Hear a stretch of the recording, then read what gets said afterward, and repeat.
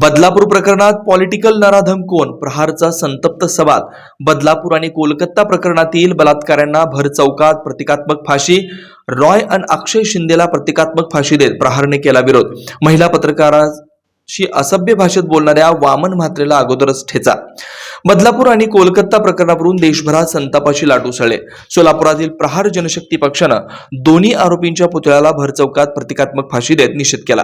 रविवारी सायंकाळी रंगभवन चौकात प्रतिकात्मक फाशी देत बदलापूर घटनेचा निषेध केला। प्रहार पक्षाचे शहर अध्यक्ष अजित कुलकर्णी यांनी बदलापूरमधील शाळेच्या संचालकांवर सडकून टीका केली। बदलापूर घटनेत पॉलिटिकल नराधम आहे, त्या पॉलिटिकल नराधमाला शिक्षा झाली पाहिजे अशी मागणी प्रहारच्या वतीने करण्यात आली। शाळेच्या संचालकाने पोलिसांवर दबाव आणून गुन्हा दाखल करण्यास दिरंगाई केली होती। संबंधित शाळा संचालकांवर देखील गुन्हा दाखल करावा अशी मागणी प्रहारच्या वतीने करण्यात आली। बदलापूरमधील शाळेत लैंगिक अत्याचार करणाऱ्या अक्षय शिंदे व कोलकाता येथील एका महिला डॉक्टरवर अत्याचार करून त्याची हत्या करणाऱ्या घोष या दोन्ही आरोपींचा प्रतिकात्मक पुतळा तयार करून भर चौकात फाशी देण्यात आली। वार्तांकन करणाऱ्या महिला पत्रकारास असभ्य भाषेत बोलणाऱ्या शिंदे गटाचे वामन म्हात्रेंचा विरोध प्रहार पक्षाच्या वतीने करण्यात आला। कोलकाता येथील शिकाऊ डॉक्टरवर ज्यावेळेस अत्याचार झाला, त्यांच्यावर बलात्कार करण्यात आला। महाराष्ट्रातील बदलापूर येथे चिमुरडी 4 वर्षाच्या चिमुरडीवर बलात्कार करण्यात आला। त्याच्यानंतर नाशिक असेल, त्याच्यानंतर अकोला असेल, एका शिक्षकाने 6 मुलींचा म्हणजे हे केला। विचार करा, म्हणजे जेणेकरून महाराष्ट्रात या वेळोवेळी या घटना चालू आहेत। मग बेटी बचाव बेटी पढाव आपण म्हणता, या सर्व गोष्टीला जबाबदार कोण? आमची मुलगी शिकायला गेली तर तिची जबाबदारी कोण घेणार? तिला वाचवणार कोण? तिच्याबरोबर एखादं गैरकृत्य झालं तर तिला म्हणजे हे कोणी देणार? सिक्युरिटी कोण देणार? त्या बदलापूरच्या प्रकरणामध्ये ज्यावेळेस आपटे नावाच्या एका व्यक्तीची ती शाळा होती, मला सांगा, तो BJPचा उपाध्यक्ष का अध्यक्ष आहे, त्यांनी सांगितलं पोलीस प्रशासनावर, त्यांनी वेगवेगळ्या पॉलिटिकल लोकांच्या मार्फत पोलिसांवर दबाव आणला आणि 24 तास पोलिसांना त्या बाबतीत तक्रार घेऊ नका अशी दमदाटी केली। मला सांगा, पोलिसांना जर आपण 48 तासात जर मोकळीक दिली तर पोलीस काय करतील आणि काय नाही हे तुम्हाला आम्हाला सगळ्यांना माहिती आहे। एकसुद्धा अशी घटना होणार नाही, एकसुद्धा कुणावर अन्याय होणार नाही। तर त्या पोलिसांवर आपण दबाव आणून हे काय साध्य करतोय?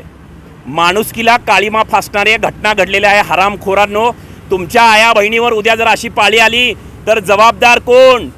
असंच म्हणणार आहे का तुम्ही? एका पत्रकार महिलेला सुद्धा शिवी दिली म्हात्रेच्या नावाच्या त्या तिथल्या नगराध्यक्षांनी, माजी नगराध्यक्षांनी।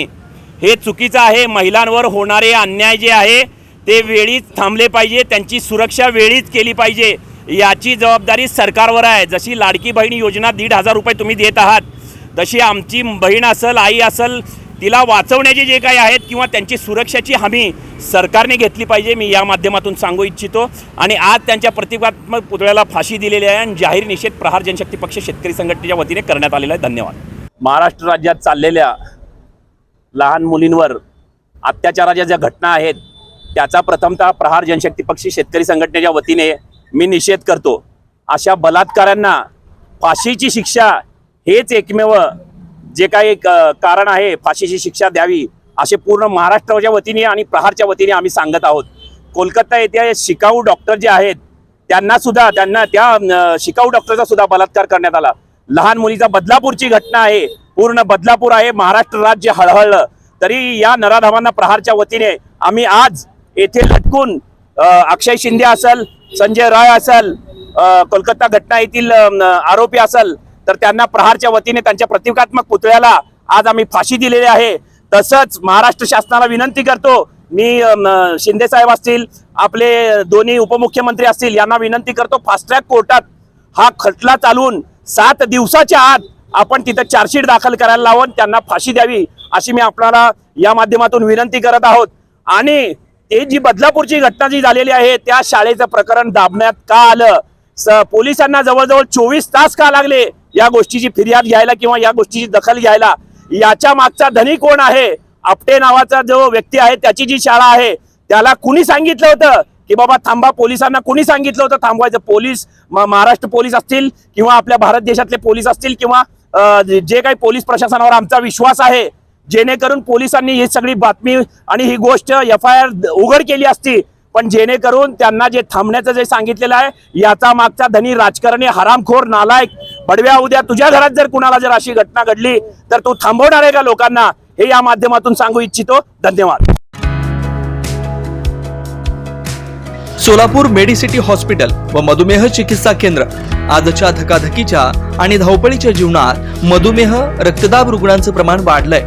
या रुग्णांवर साखर पेठेतील यांच्या मेडिसिटी हॉस्पिटल आणि डायबिटीस केअर सेंटरमध्ये योग्य सल्ला व मार्गदर्शनासह वैद्यकीय उपचार दर रविवार सकाळी 9 ते 12 या वेळेत मधुमेह रुग्णांसाठी मोफत शिबिराचं आयोजन करण्यात आलंय. उपलब्ध सोयी ECG, एक्स-रे, इको, ऍडमिशनची सोय, ओबेसिटी सेंटर.